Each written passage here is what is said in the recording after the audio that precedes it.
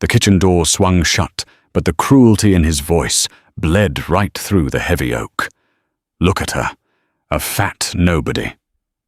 Derek laughed, swirling his expensive scotch. Harper stood frozen in the hallway, her uniform suddenly feeling like a straitjacket. But Derek made one fatal mistake. He thought the dining room was empty. He didn't see the man sitting in the shadows of the corner booth, a man who owned the city, a man who was already deciding exactly how to destroy him. The arches of Harper's feet burned with a steady radiating heat. 12 hours on imported Italian marble floors would do that to a person. She carried a stack of linen napkins pressed tight against her chest, her breathing shallow, her eyes fixed on the swinging doors of the kitchen. The restaurant Osteria dell'Anima was finally empty. Or so she thought.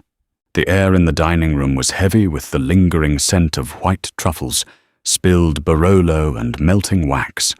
It was past 2 in the morning. The jazz quintet had packed up their brass and left an hour ago. Now the only sound was the dull hum of the industrial dishwashers in the back and the sharp rhythmic clack of Derek's loafers pacing the floor. Derek was the floor manager. He was a man who wore suits he couldn't afford and sprayed cologne that announced his arrival 3 minutes before he entered a room. He possessed the specific, suffocating arrogance of a middle manager who treated a high-end restaurant like his own personal kingdom. Harper paused by the service station to dump the napkins into the laundry bin. She caught her reflection in the smoked glass of the wine cellar. Her dark hair was escaping its tight bun. Her face was pale stripped of the mandated makeup after sweating through a brutal dinner rush. And then there was the uniform. The pencil skirt and tailored vest were designed for women with sharp angles and hollow cheeks. On Harper, the fabric pulled tight across her hips and chest. She was soft where the uniform demanded edges. "Did I say you could stop moving?" Harper flinched. She didn't turn around immediately. She took a slow, grounding breath, letting the stale air fill her lungs before plastering on the neutral, dead-eyed expression survival required. Derek stood 2 feet away. He held a clipboard he never actually used for anything other than a prop. His eyes raked over her, starting from the scuffed toes of her orthopedics, lingering on her thighs, and stopping at her tired eyes. The disgust on his face wasn't hidden. He wanted her to see it.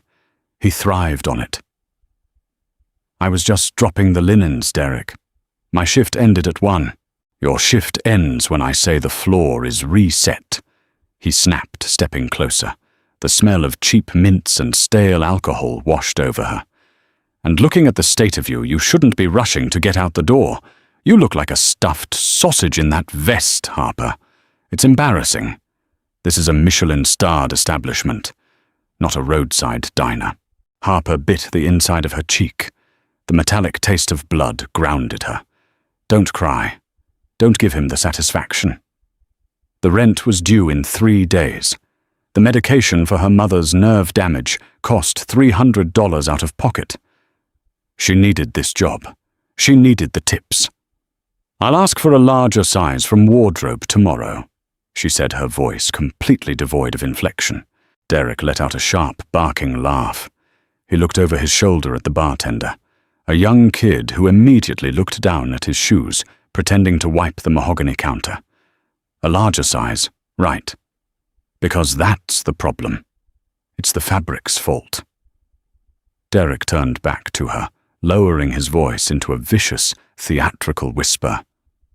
"Look at her," he muttered to the bartender, though his eyes stayed locked on Harper. "A fat nobody. I don't even know why HR let her on the floor. She ruins the aesthetic.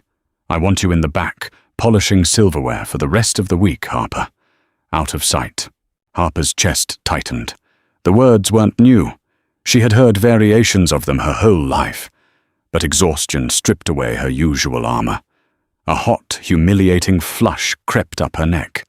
She nodded once, sharply, and pushed past him toward the kitchen. Derek laughed again, louder this time, turning to pour himself a measure of the owner's private scotch. He thought he was the most powerful man in the room. He was incredibly fatally wrong. In the far corner of the dining room, obscured by a massive structural pillar and the intentional shadows of Booth 4, sat Dominic Russo. Dominic hadn't moved in 40 minutes. His glass of water rested on a coaster untouched. He didn't drink alcohol in public. He didn't look at his phone. He simply sat wearing a bespoke charcoal suit that draped flawlessly over a frame built for violence, his dark eyes taking in every inch of the room. He owned the building. He owned the block. He owned the politicians who zoned the district.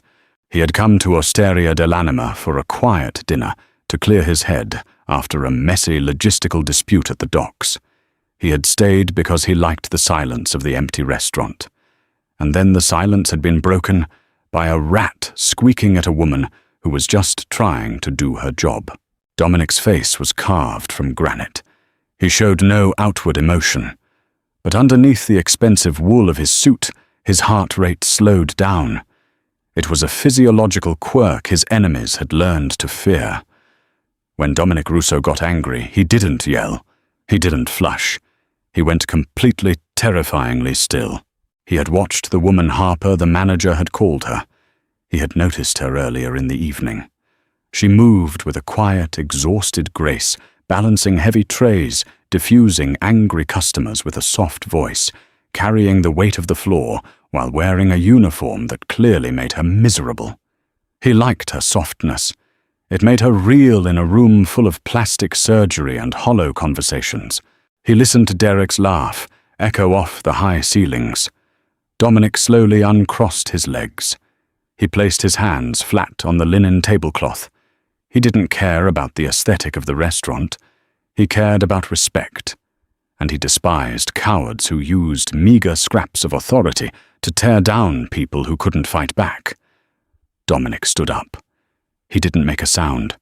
The thick soles of his shoes absorbed his weight perfectly as he stepped out of the shadows. The alley behind the restaurant smelled of rotting citrus and damp brick. Harper leaned against the cold brick wall, pulling her thin cardigan tighter across her chest. The night air was biting a sharp contrast to the suffocating heat of the kitchen. She dug into her purse with shaking hands, pulling out a crushed pack of cigarettes. She didn't smoke often. Only when the pressure behind her ribs felt like it was going to crack her sternum. She clamped the filter between her teeth and sparked a cheap plastic lighter. The flame illuminated the tears she absolutely refused to let fall. A fat nobody. She exhaled a long plume of grey smoke into the dark alley. She was so tired. Tired of shrinking herself to make men like Derek comfortable. Tired of apologizing for taking up space. She squeezed her eyes shut, listening to the distant wail of a police siren 3 avenues over. She just needed 5 minutes. 5 minutes to put the armor back together before she went inside to polish silverware until her fingers bled. Inside the restaurant, Derek was leaning against the mahogany bar, savoring the burn of the stolen scotch. He pulled his phone from his pocket, ready to text his girlfriend, when a shadow fell over the screen. The temperature in the room seemed to drop 10 degrees. Derek looked up, an annoyed reprimand dying instantly on his tongue. The man standing on the other side of the bar didn't look like a customer. He didn't look like an inspector. He looked like an apex predator that had somehow wandered indoors. The man was easily 6'3", his shoulders impossibly broad beneath the charcoal suit. His face was a brutal mix of sharp cheekbones and cold, dead eyes. "Can I help you, sir?" Derek stammered, his grip on his scotch glass slipping slightly. "The kitchen is closed." Dominic didn't answer right away. He simply stared at Derek. The silence stretched thin and agonizing until Derek felt a bead of sweat roll down the back of his neck. "You poured yourself a glass of the Macallan 25, Dominic said. His voice was a low, resonant baritone. It wasn't loud, but it filled the empty space effortlessly. "That bottle is reserved for the owner." Derek swallowed hard. I'm the floor manager. I have authorization. You have a clip-on tie and a bloated ego, Dominic corrected softly. He reached into his inner jacket pocket. Derek flinched, his mind jumping to a dozen violent conclusions, but Dominic only withdrew a heavy gold-plated money clip. He peeled off 5 crisp $100 bills and dropped them onto the damp surface of the bar. "What is this?" Derek asked, his voice trembling. "Severance," Dominic said. Derek blinked. "Excuse me, you don't own this place. The ownership group is a blind trust. You can't just— My name is Dominic Russo." The name hit Derek like a physical blow. The color drained from his face so fast he looked sickly in the dim lighting. Everyone in the city knew that name. It was whispered in back rooms, slapped onto the sides of construction conglomerates, and attached to rumors of men disappearing into the river. "Mr. Russo," Derek choked out. "I didn't realize—" "You don't realize a lot of things," Dominic said, taking a slow step around the edge of the bar, invading Derek's physical space. Derek scrambled backward until his spine hit the cash register. "You don't realize who is sitting in the dark. You don't realize that cruelty is a sign of weakness, not strength." Dominic reached out and took the glass of scotch from Derek's shaking hand. He didn't drink it. He simply poured it methodically over Derek's expensive leather loafers. Derek squeezed his eyes shut, letting out a pathetic whimper. "You have 3 minutes to clean out your locker," Dominic said, his voice dropping to a gravelly whisper. "If I ever see your face in one of my establishments again, if I ever hear that you spoke to an employee the way you spoke to that woman tonight, I won't use words to fire you. Do you understand?" "Yes." Derek gasped, tears of pure terror pricking his eyes. "Yes, Mr. Russo." "Run!" Derek didn't need to be told twice. He scrambled out from behind the bar, slipping briefly on the spilled scotch, and bolted toward the back offices. Dominic watched him go, feeling nothing but a mild disgust. He turned his attention toward the heavy steel door that led to the alley. He walked toward it, pushing it open with one hand. The hinges groaned. Harper jumped, dropping her cigarette onto the wet pavement. She scrambled to step on it, instinctively, falling into a defensive posture. "I'm sorry, I was just taking a breath. Derek, I'm heading back to the—" She stopped.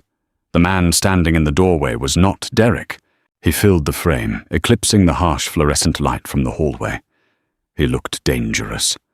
But as he stepped out into the cold night air, his posture shifted. The lethal edge he had carried inside seemed to retract, replaced by a quiet, grounding stillness. Derek had to leave early. Dominic said, his voice softer than it had been at the bar. Harper stared at him, her heart hammering against her ribs. She didn't know who this man was, but her instincts screamed that he was someone important. Someone heavy. "Leave early," she echoed, confused. "He's the closing manager. He never leaves early." "He had a sudden change in career path," Dominic replied dryly. He pulled a silver case from his pocket, withdrawing a cigarette of his own, though he didn't light it. He simply held it between his fingers, looking at her. Really looking at her. Not the way Derek did, looking for flaws to exploit. He looked at her like he was trying to memorize the exact shade of her tired eyes. "You shouldn't be out here alone," he said. "It's cold." Harper crossed her arms over her chest, suddenly painfully aware of the tight uniform. "I'm fine. Who are you? Are you a friend of the owner?" Dominic took a step closer, the scent of expensive cedar and cold rain washing over her. "Something like that," he said quietly. "My name is Dominic, and I think you need a ride home." Harper gripped her purse tighter, her knuckles turning white under the harsh glare of the alley light. Her exhaustion was a heavy physical weight, but adrenaline spiked through her veins, sharp and cold. She was 26 years old, lived in a neighborhood where the streetlights had been broken for 3 years and worked for tips. She knew better than to get into a car with a strange man, no matter how expensive his suit was. "I take the bus," Harper said. Her voice was steady, though her knees ached. "The stop is just 2 blocks from here. I'm fine." Dominic didn't push. He didn't step closer to intimidate her or offer a condescending smile. He simply stood perfectly still, his dark eyes analyzing the tense set of her shoulders and the way she shifted her weight off her left foot. He recognized the bone-deep weariness of a person who had spent too long surviving instead of living. The night bus on the D line stopped running an hour ago. Dominic stated, his voice completely level. "A water main broke on 4th Street. The detour adds a 40-minute wait. It's 38 degrees out here, Harper." Harper blinked. He knew her name. Of course he did. Derek had been shouting it like a slur just 10 minutes ago. She looked down at her shoes. The thin leather of her flats offered zero protection against the freezing dampness of the concrete. A shiver racked her spine, violent and unbidden. Dominic reached into his pocket. He didn't pull out a weapon or a phone. He pulled out a set of heavy black keys and pressed a button. At the end of the alley, headlights flared to life, cutting through the gloom. It wasn't a flashy sports car or a tacky stretch limousine. It was a matte black SUV, heavily tinted and armored, idling, with a low, menacing purr. "I'm not getting in a car with you," Harper repeated, her tone hardening. She took a half step backward toward the steel kitchen door. "I don't care if you fired Derek. I don't know you. A smart decision." Dominic agreed immediately. The lack of argument surprised her. He gestured toward the vehicle. "My driver's name is Paul. He's 62, has 3 grandchildren, and drives like a parade float. You will get in the back. I will walk." Harper stared at him, trying to find the trick. "You're going to walk in this neighborhood at 3 in the morning. I own this neighborhood," Dominic said quietly. It wasn't a boast. It was a simple recitation of fact, delivered with the same casual certainty one might use to state the sky was dark.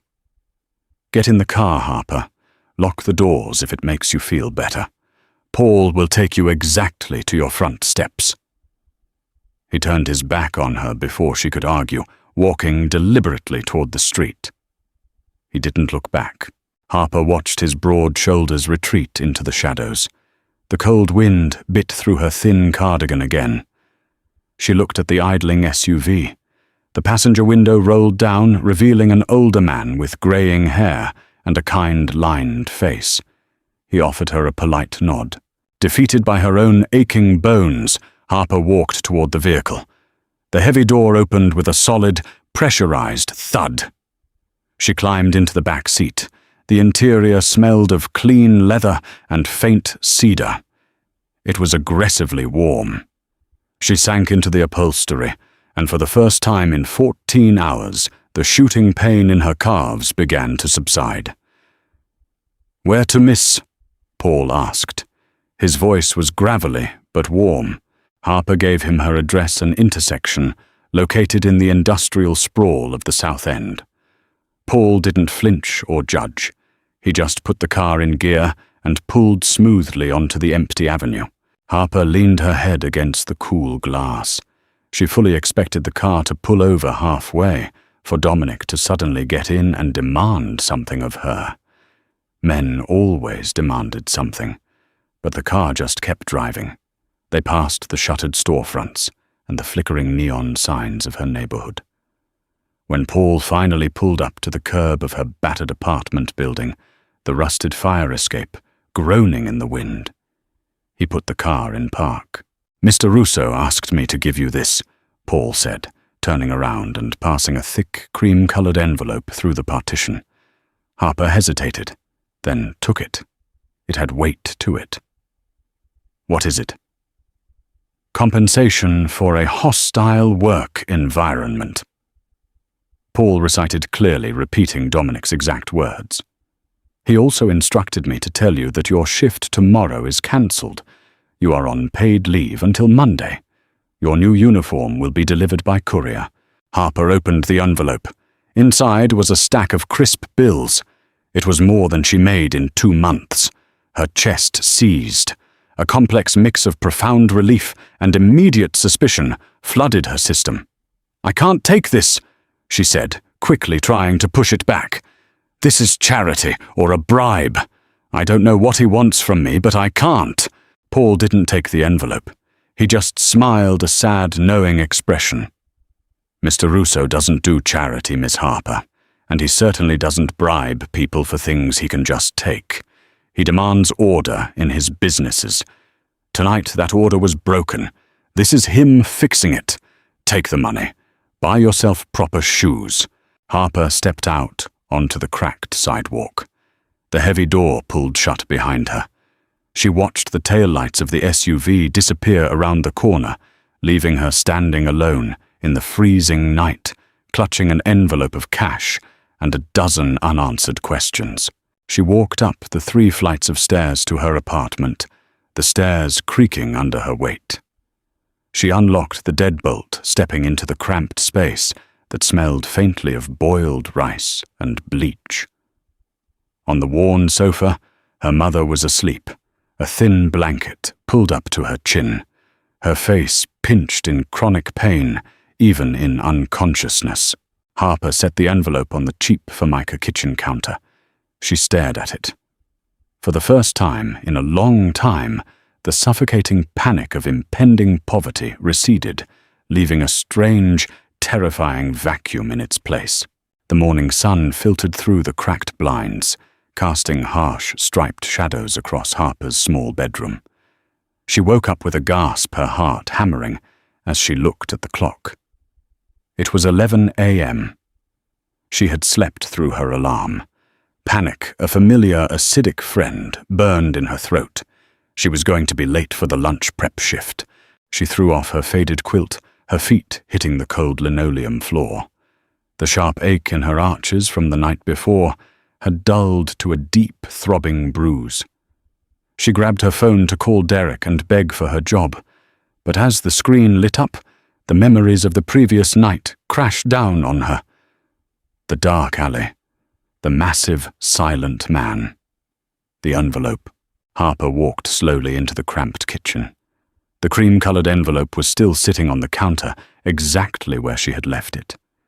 It wasn't a fever dream brought on by exhaustion. She picked it up. $3,000.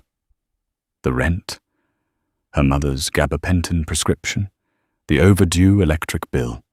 It was all solved in a single stack of paper. She poured herself a cup of stale coffee from yesterday's pot and dialed the restaurant's main office line. Her hands shook slightly. She needed confirmation. "Osteria dell'anima, this is David speaking." The voice on the other end was new.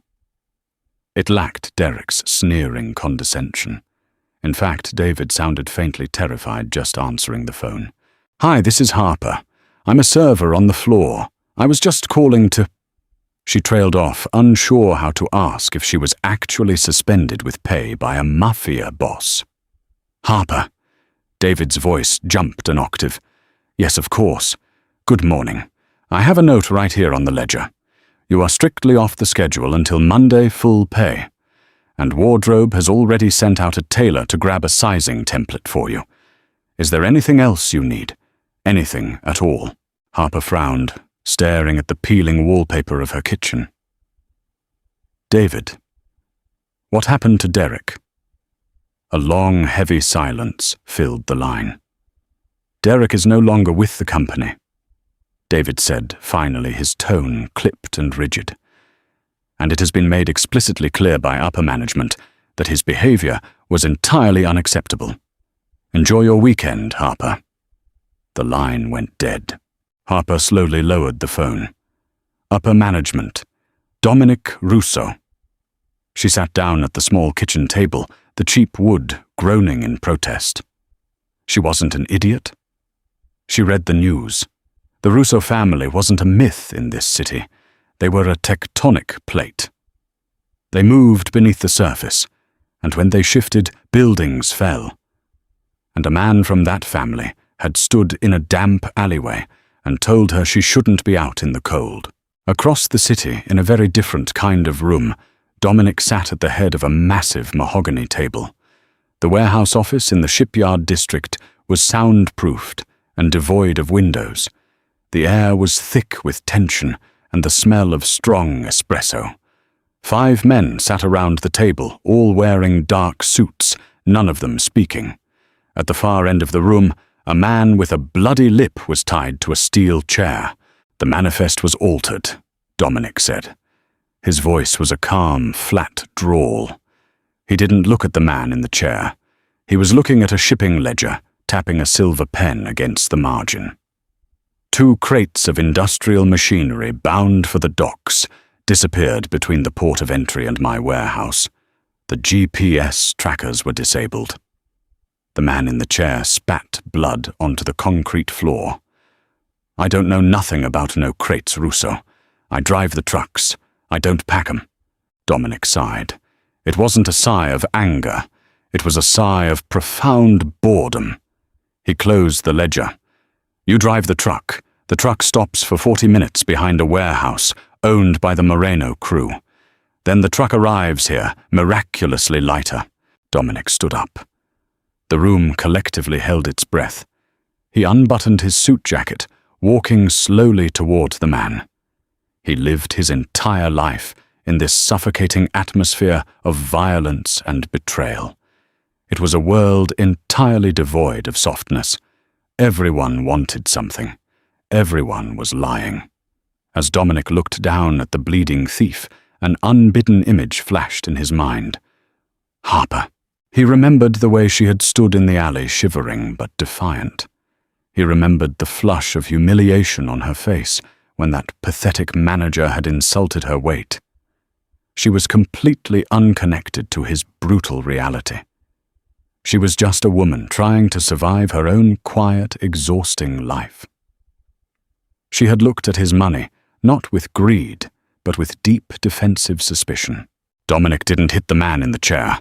He stopped 2 feet away and turned to his lieutenant, a scarred enforcer named Matteo. Break his hand, Dominic ordered calmly. The one he uses to shift gears. Tell the Morenos if they touch my freight again, I'll burn their dispatch center to the ground. Dominic grabbed his coat and walked out of the room before the screaming started. He stepped out into the bright, biting daylight of the shipyard. The cold air cleared the smell of copper and fear from his nose. He pulled his phone from his pocket and dialed Paul. Boss? Paul answered on the first ring. Did she take the money? Dominic asked. She hesitated.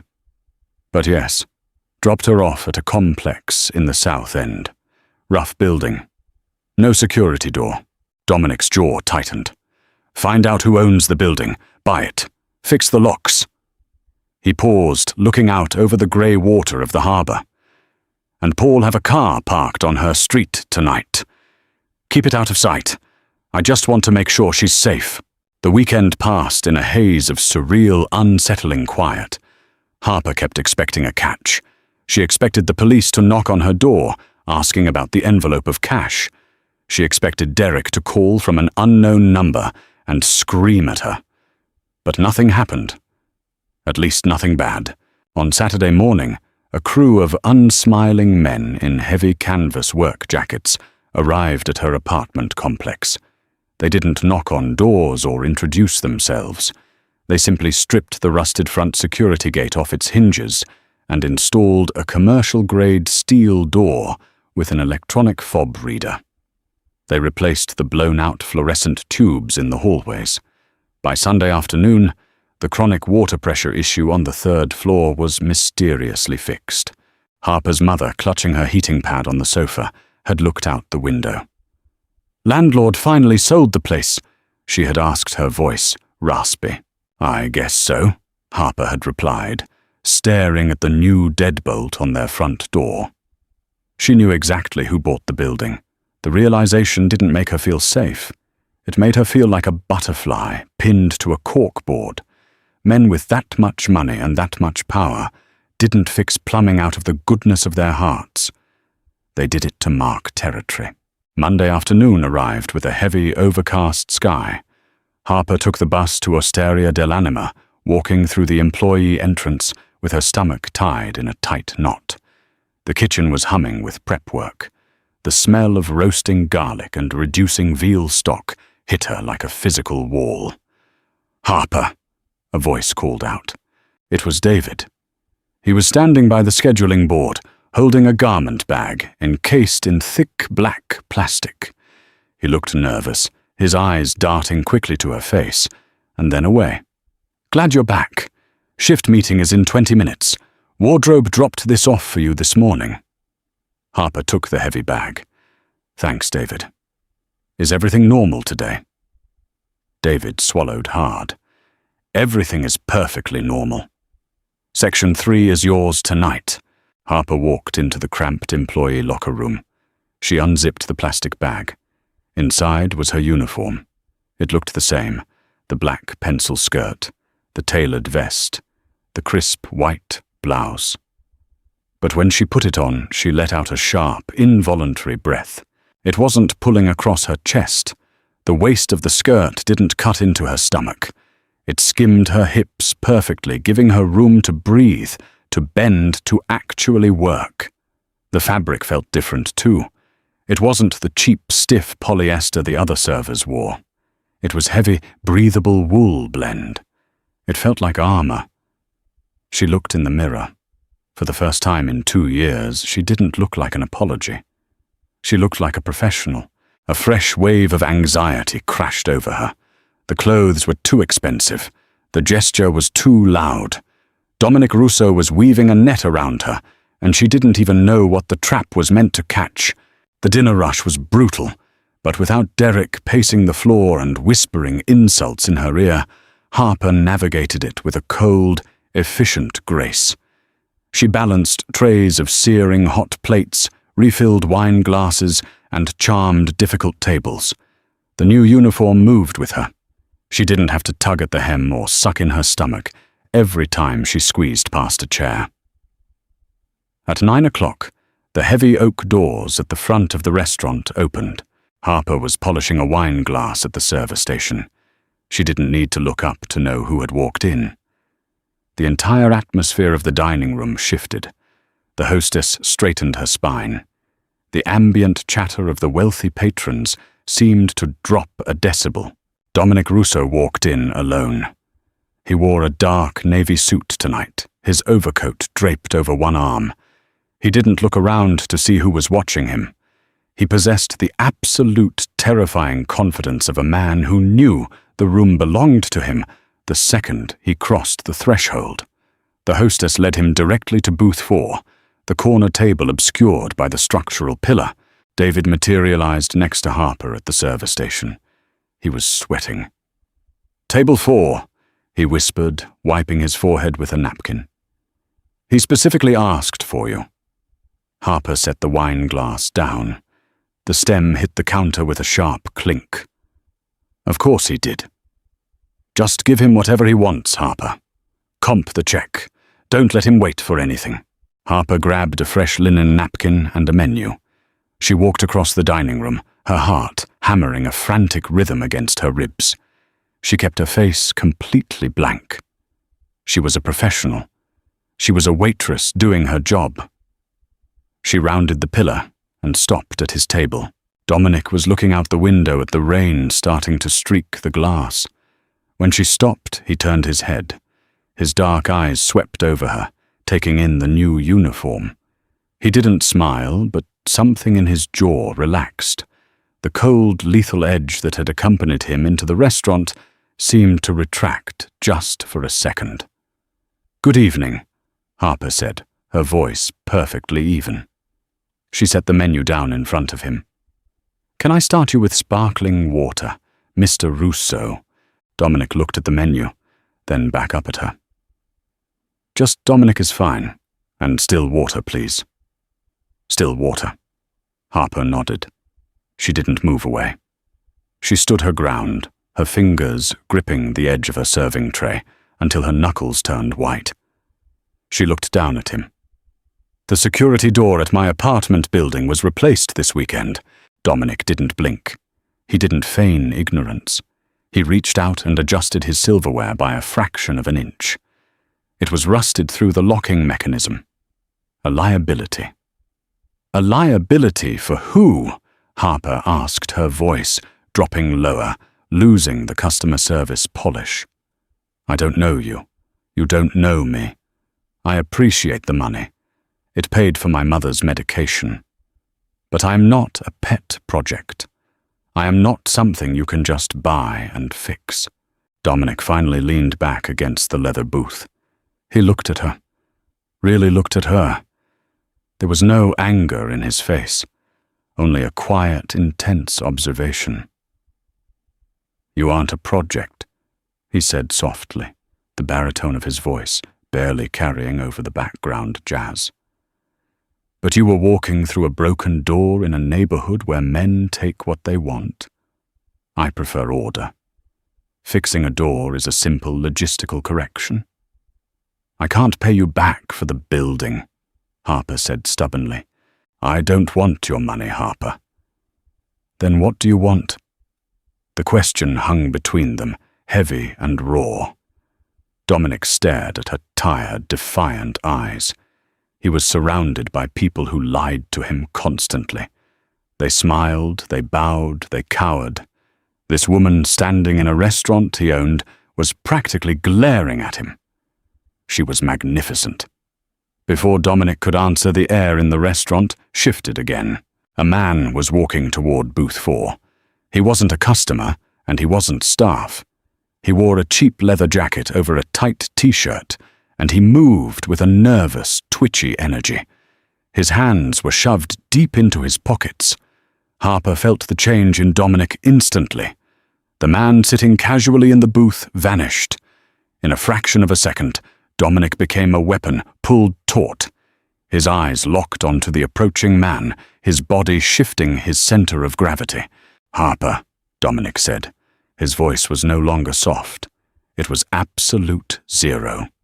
Go to the kitchen. Now. Harper didn't move immediately. Her brain was still trying to catch up to the sudden, violent shift in the atmosphere. The twitchy man in the leather jacket was 10 feet away. His eyes locked entirely on Dominic.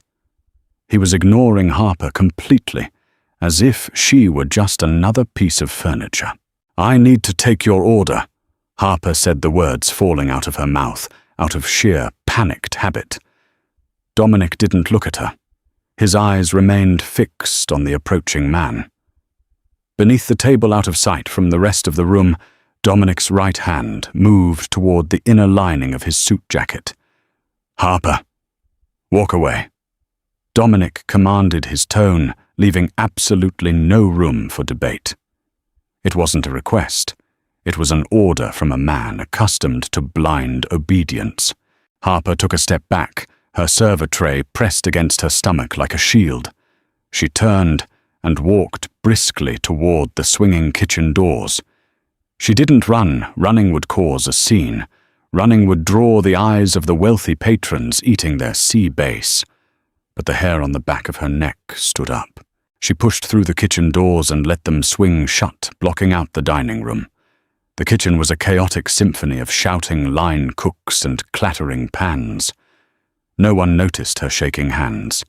She stood by the service window, peering through the small circle of reinforced glass back out onto the floor. The man in the leather jacket had reached booth 4. He didn't sit down. He leaned over the table, bringing his face close to Dominic's. Harper couldn't hear the words, but she could read the aggressive, erratic body language. The man was speaking fast, pointing a finger. Dominic, in contrast, was perfectly still. He didn't lean back. He didn't flinch. He just let the man speak. Then, in a movement so fast Harper almost missed it, Dominic acted. He didn't stand up. He didn't raise his voice. His left hand shot across the table, grabbing the man's pointing finger. With a sharp, brutal twist of his wrist, Dominic snapped the finger backward. The man's mouth opened in a silent scream. His knees buckled instantly, slamming into the edge of the table. None of the surrounding tables noticed. The structural pillar hid the violence perfectly. It looked like the man had simply dropped something and was bending over to pick it up. Dominic leaned forward, his face inches from the man's sweating, pale face. He spoke a few quiet words. The man nodded frantically, his face contorted in agony. Dominic released his grip. The man stumbled backward, clutching his broken hand against his chest, and practically ran toward the front exit, leaving a trail of knocked-over chairs in his wake. Harper stepped back from the service window, her breath catching in her throat. Her heart hammered against her ribs like a trapped bird. He broke his hand. She had known Dominic was dangerous. He fired Derek with terrifying ease. He bought apartment buildings on a whim. But seeing the casual clinical application of physical violence fundamentally altered something inside her. He hadn't been angry. He had looked bored. The kitchen doors swung open. David rushed in, pale and sweating. "Harper, table 4. He wants his check. Now." Harper nodded numbly. She walked over to the POS terminal, printed the receipt, and grabbed a leather binder. Her hands were trembling. She forced herself to take a deep, steadying breath. Show nothing. That was the rule of survival. She pushed back through the doors into the dining room. Dominic was sitting exactly as he had been before the man arrived. The only difference was his posture. He was rigid, his eyes scanning the exits, the shadows, the reflections in the windows. He was doing the math of a war. Harper approached the table and set the leather binder down. "Your check, Mr. Russo." Dominic looked up at her. He saw the slight tremor in her fingers. He saw the guarded, terrified look in her eyes. She had seen it. He had wanted to keep this part of his life away from her. He had wanted to sit in this quiet restaurant and pretend just for an hour that he was simply a man eating dinner. "I told you to go to the kitchen," Dominic said quietly. "I did," Harper replied, her voice tight. "But the window is transparent." Dominic let out a slow breath. He reached into his pocket and pulled out a heavy metal money clip. He dropped a stack of bills onto the table, completely ignoring the check. That was a message from a rival family, the Morenos.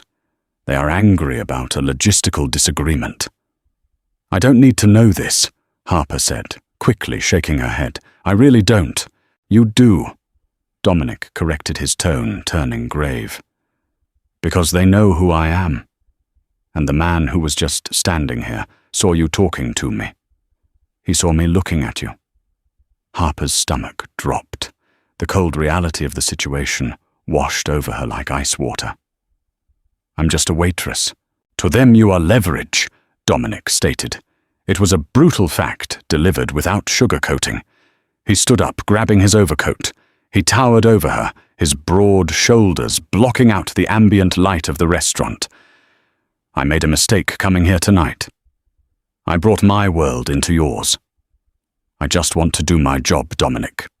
Harper whispered, the exhaustion finally bleeding back into her voice. "I have a mother who is sick. I have rent. I can't be part of whatever this is." Dominic looked down at her. His chest ached with a strange, unfamiliar sharpness. He wanted to reach out and touch her face, to promise her that nothing would ever hurt her. But a promise from Dominic Russo was written in blood. "I know," Dominic said softly. "Go back to the kitchen, Harper. Paul is waiting in the alley. He will drive you home. Do not take the bus. Do not walk alone."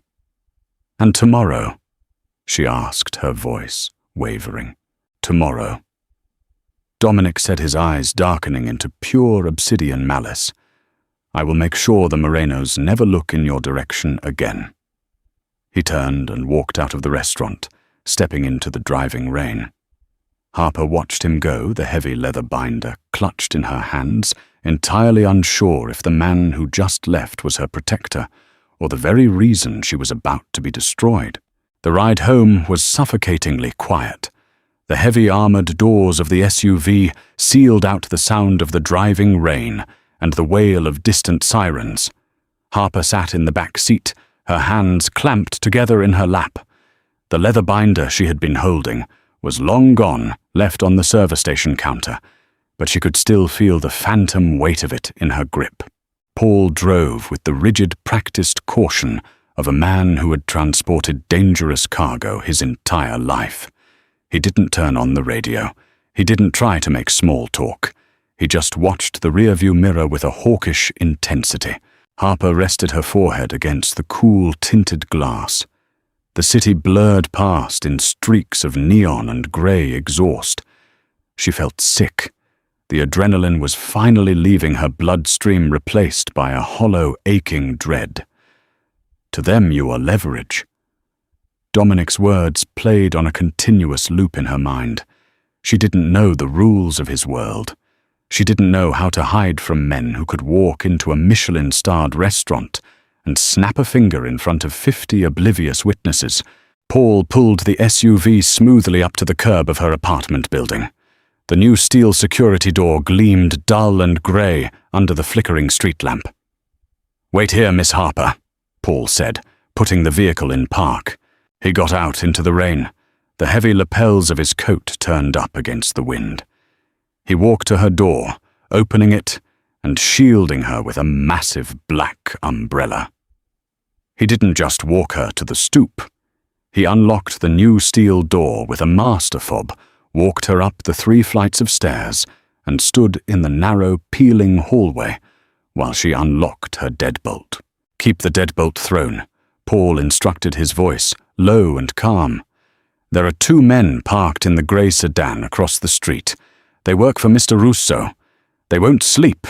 If you hear anything at the door, you don't open it. You call this number." He handed her a plain white business card with a single cell phone number printed on it.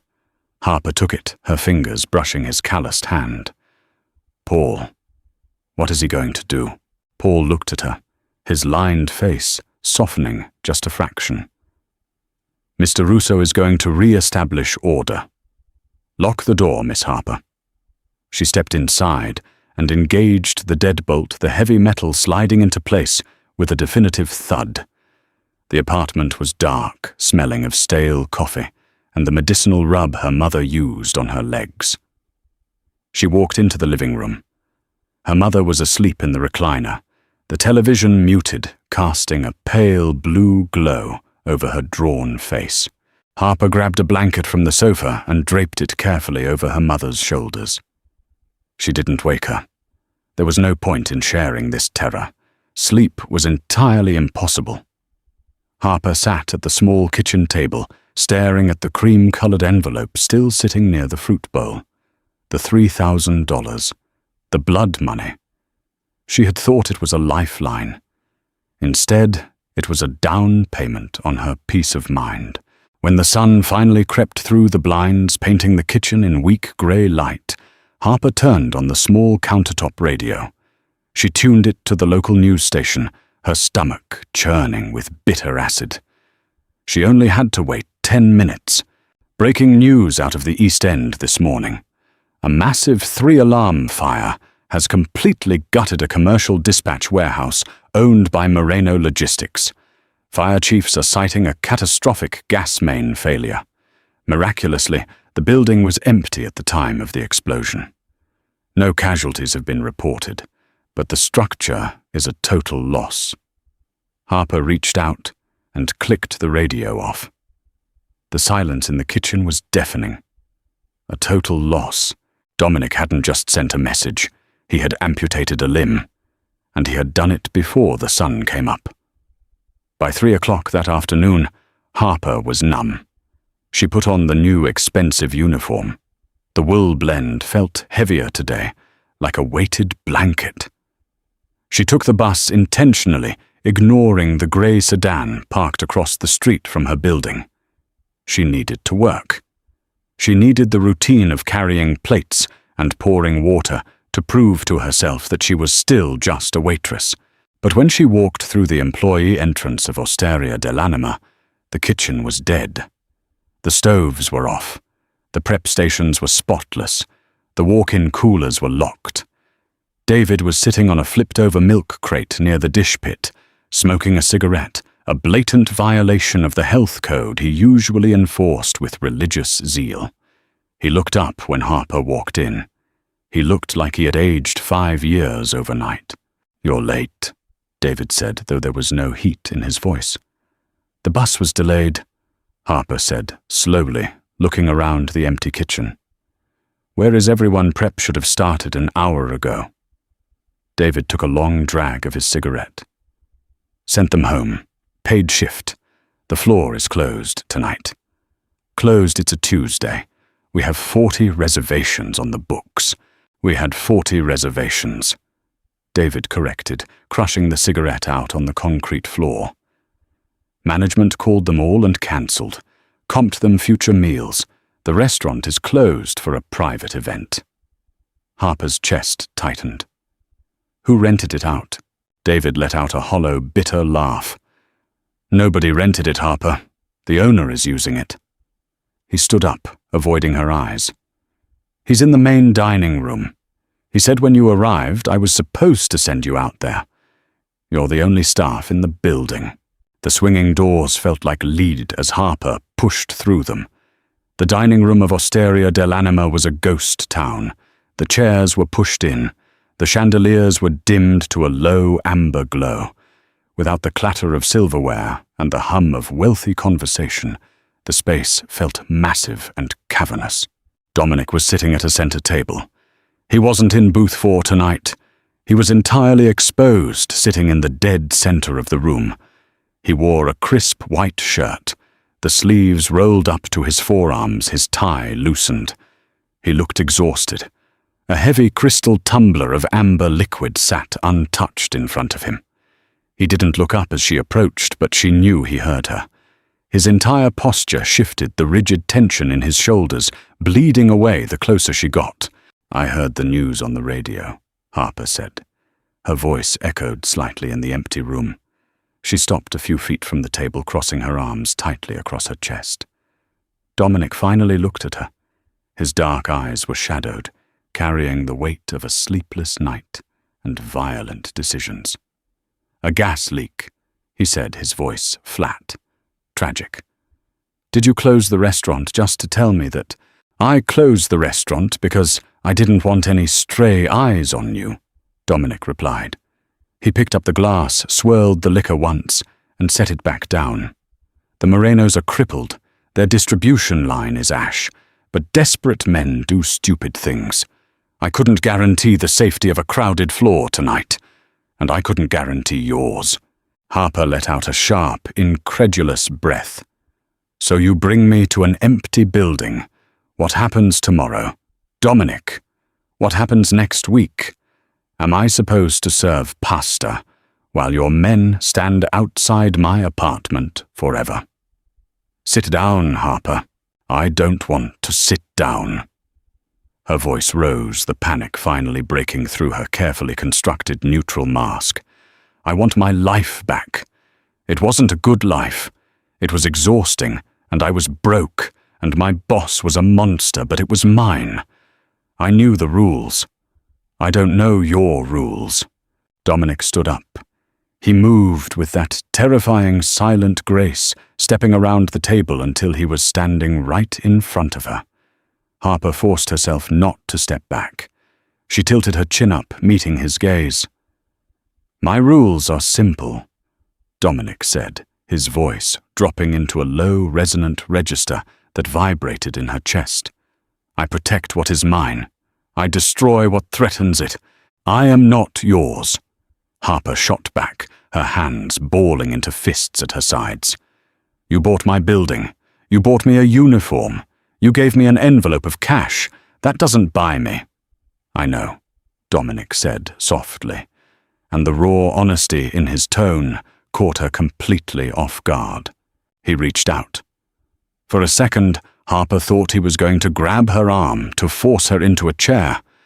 Instead, He gently brushed a stray lock of dark hair behind her ear. His fingers were warm, his touch so incredibly light it felt like a ghost. The contrast between the violence he orchestrated and the gentleness of his hand was staggering. "I don't want to buy you, Harper," Dominic murmured, his thumb resting for a brief second on her jawline before he pulled his hand away. "But I cannot let them hurt you. When I looked at you in that alley, shivering and taking the hits from a man half your worth, I saw someone who had fought every single day of her life. You are magnificent.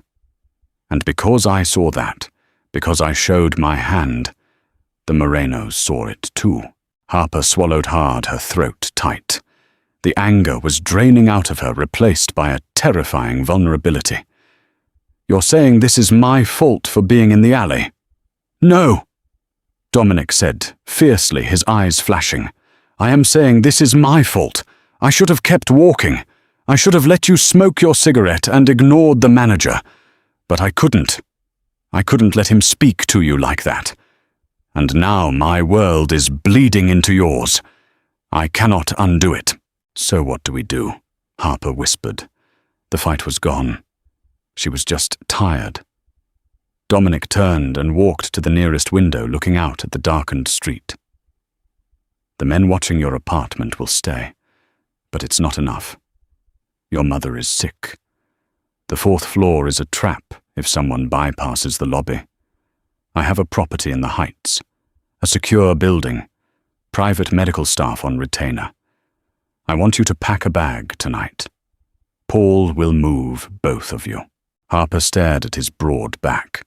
The Heights was a neighborhood she had only seen in magazines, gated driveways, private security. "You want me to move into your house?" "It's a guest property," Dominic corrected, turning back to her. "I don't live there. You will have your own space. Your mother will have actual care, not just pills from a discount pharmacy. You won't have to work.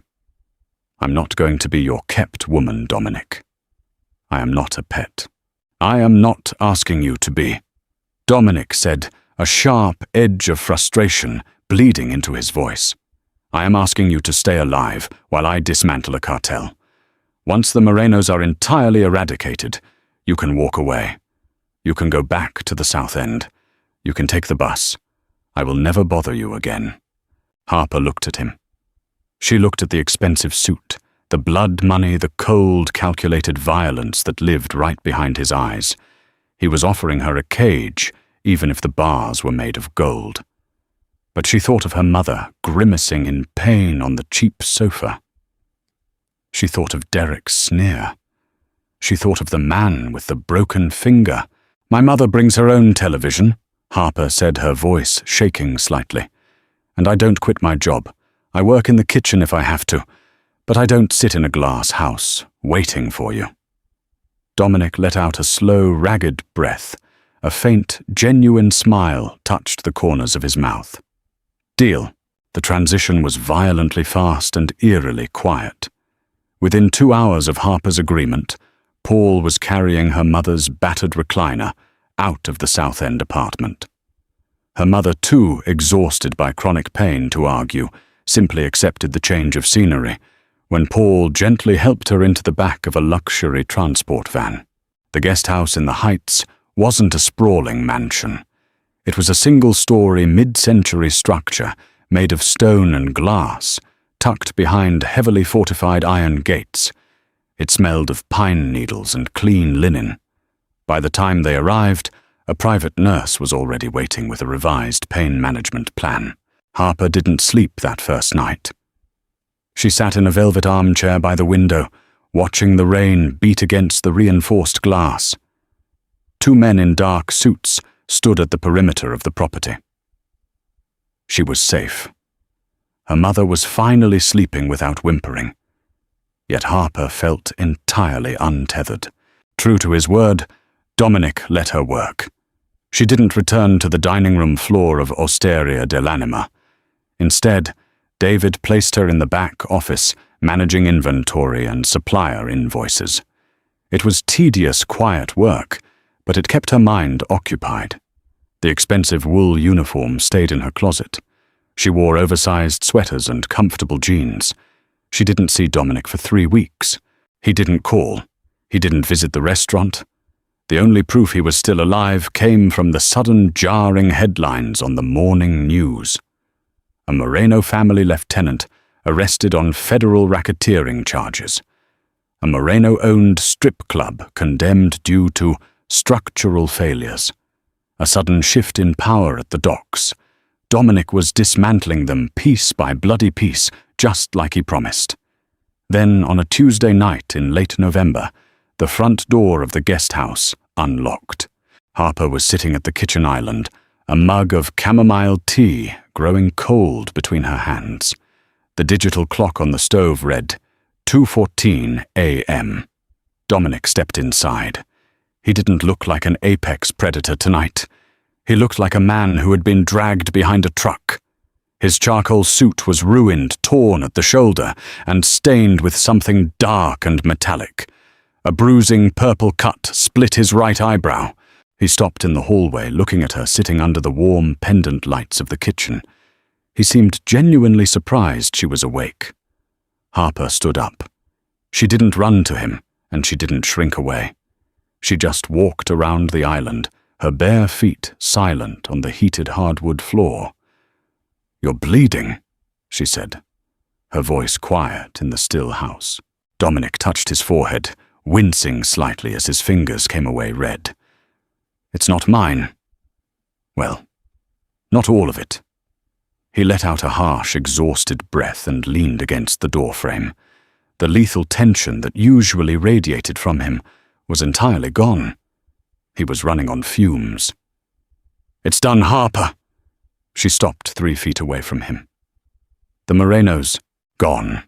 The ones who matter are dead or in federal custody. The rest absorbed into other factions. They don't exist anymore." He looked down at the floor, his broad shoulders slumping. "You're safe. Your mother is safe. The men outside will leave in the morning. The deed to this house is in a trust in your name. You can stay or you can sell it and buy wherever you want. I won't bother you again." He was giving her exactly what she asked for. He was giving her freedom. Dominic pushed off the doorframe, turning to leave back into the cold night. "Where are you going?" Harper asked. He paused, his hand on the brass doorknob. "Home. I need a shower and a drink." Harper looked at the torn suit. She looked at the blood on his temple. She thought about the man who had sat in the shadows of her restaurant, watching a cruel manager humiliate her, and decided to burn his own world down just to fix hers. He had given her power when she had absolutely none. "There's a shower here," Harper said. Dominic froze. He turned his head slowly, his dark eyes searching her face for pity, for fear, for anything that looked like a transaction. He found none. He found only the quiet, steady strength of a woman who had finally stopped surviving and started deciding. "Harper," he warned, his voice a gravelly whisper. "I am not a good man. I don't know how to be soft." "I don't need soft," Harper replied, closing the distance between them.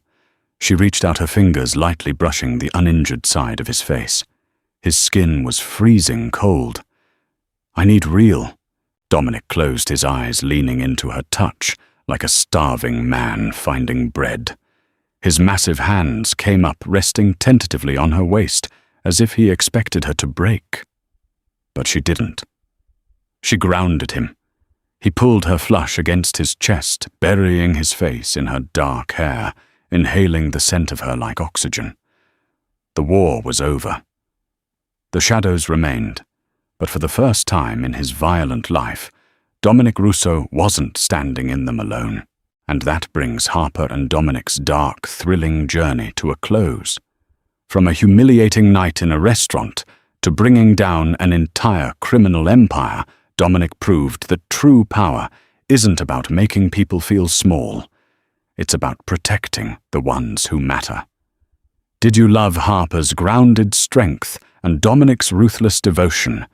Let us know in the comments below.